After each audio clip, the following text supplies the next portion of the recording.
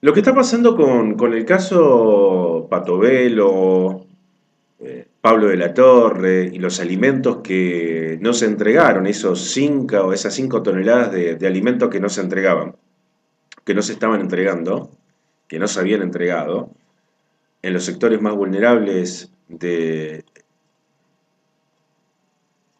la sociedad, hoy tienen al gobierno otra vez dando explicaciones. Un gobierno que mayormente no da explicaciones, que no necesita, porque todos los días pasa el límite tras pasa el límite todo el tiempo, que aquellos que siguen al gobierno, que creen en el gobierno y que sienten una esperanza genuina en el gobierno, no necesitan ningún tipo de explicación. Así como la religión, así como la fe no tiene explicación alguna que la fe misma, que creer sin necesidad de ningún tipo de explicación, pasa lo mismo con esta secta, ¿no? Con el liberalismo. Un liberalismo que hace unos días atrás, los invito a ir al canal de YouTube de Política Urgente y ahora de Lío Benítez también, donde hace varias semanas ya digo que el experimento libertario se acababa en la República Argentina. ¿Y cuándo se acabó? Si bien era un experimento que ya estaba caído desde su inicio, porque es imposible aplicar ese dogmatismo libertario a una realidad donde tenés que aplicar todo el pragmatismo necesario, porque estás administrando un Estado. A pesar de que Milei, en su dogmatismo, no cree en el Estado, está administrando un Estado. Pero ya hemos hablado hasta el hartazgo en los videos de eso y pueden ir a recorrerlos y verlos. Y me han puteado y muy bien que me puteen. Eso sirve para el algoritmo también.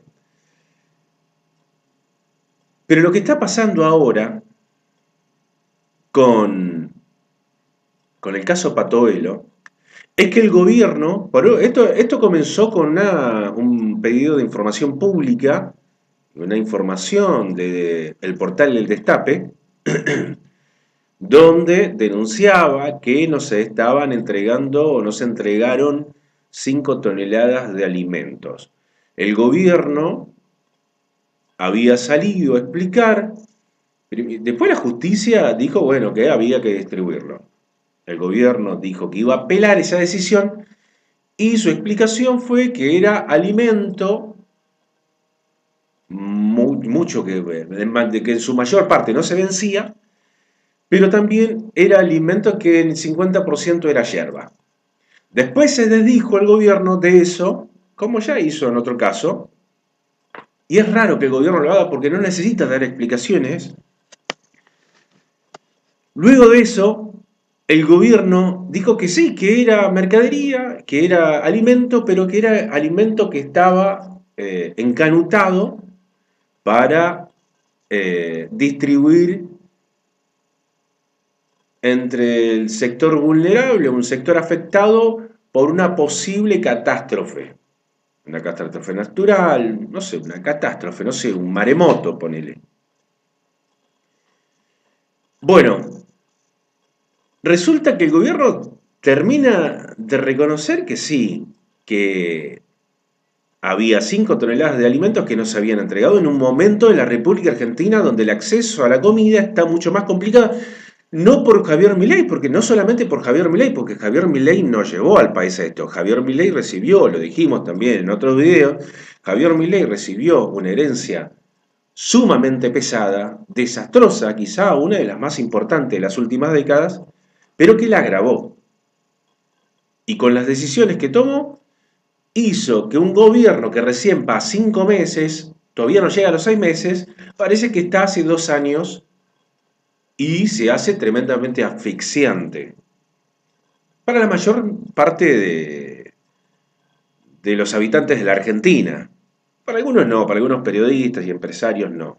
Pero para muchos empresarios, para mucha gente que labura todos los días, para la clase media, se le está haciendo muy complicado. Y esto no hay manera de que salga bien. Y por eso dijimos en su momento que el experimento libertario ya estaba acabado, no había manera de que este experimento llegase a un buen puerto. Con las decisiones de la intervención a las prepagas, con la intervención en el mercado de los alimentos, que se pueden exportar alimentos, que ahí también hay una tramoya que en su momento lo explicaremos, ya el gobierno había dejado ser, ¿verdad?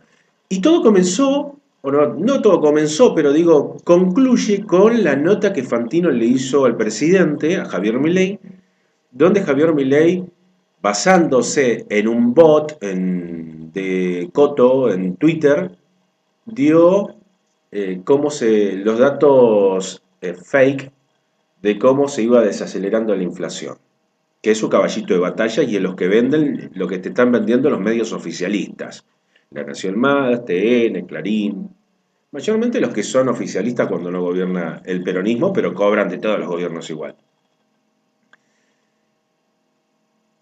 Ahí empieza ya el comienzo del fin de esta idea que en el dogmatismo y en el discurso Javier Milei lo sigue manteniendo, pero en la práctica no. Un Javier Milei que se desentiende de la gestión, viajando de nuevo a Estados Unidos, te lo venden como que va a traer la inteligencia artificial y que Argentina va a ser un polo de la inteligencia artificial y toda la zaraza, buscando inversiones, por supuesto, porque no hay manera de que este proyecto se pueda mantener eh, flotando unos meses más sin inversiones fuertes en un contexto donde la pobreza y el acceso a la comida, los idas y vueltas, donde te liberen los precios de todo, después sí te congelan los precios de las tarifas, después anuncian que a partir de junio van a descongelar las tarifas y ahora, días después, te vuelven a decir que lo van a hacer en julio, que lo van a hacer en agosto y no sé qué. Porque ahí el gobierno se enfrenta con esta idea de que si no puede sostener su mayor triunfo, que es la baja de la inflación, eh, ya está, este partido está terminado. Y sucede, al igual que el caso, con otros casos, el caso de Pablo de la Torre, que el día jueves anunciaron que era eyectado de su cargo por mal desempeño. Primero, dejaron trascender que el culpable por los alimentos, porque para que los medios oficialistas tengan esa información, se los pasaron del gobierno para que operaran. Que el culpable de que los alimentos estuvieran retenidos era de Pablo de la Torre. Aquellos que nos dedicamos al periodismo o más o menos algo de política leemos, sabíamos que lo que estaban diciendo era Sarasa, era Sarasa. Que la verdad responsable es Pato Velo y en su caso el presidente, que son decisiones crueles, dirán algunos, por supuesto, y que Pablo de la Torre avalaba esos discursos crueles, puede ser también, pero que no es el responsable directo de lo que pasaba con los alimentos. Y se dice ahí que había una relación tirante con Pato Velo por esa razón también. Ahora, horas después, La Nación Más y TN salen con una fuerte operación, que nosotros lo decíamos desde anoche con la columna, una operación diciendo que al final lo habían despedido porque mantenía unos contratos truchos contratando a 150 personas, en su mayoría rugbyers, por su pertenencia, ¿no?, a Bellavista, en San Miguel, y que eran ñoquis. Pero a su vez, para cubrir eso, descubren, o sea, una frazada corta. Te querés tapar la cabeza y ahora te destapas los pies. Porque ahora tenés que volver a salir a explicar por qué esos alimentos estaban encanotados. Si lo habías echado por los alimentos y ahora resulta que no, que era porque tenía unos contratos, 150 contratos truchos, ahora Resulta que no, que era por los contratos. Y ahora vas a tener que salir a explicar por qué esos alimentos estaban ahí. Por supuesto que eh, hay una contienda, una atmósfera, en una atmósfera mucho más alta de la política, donde también tiene que ver la iglesia, que, que muchos desconocen.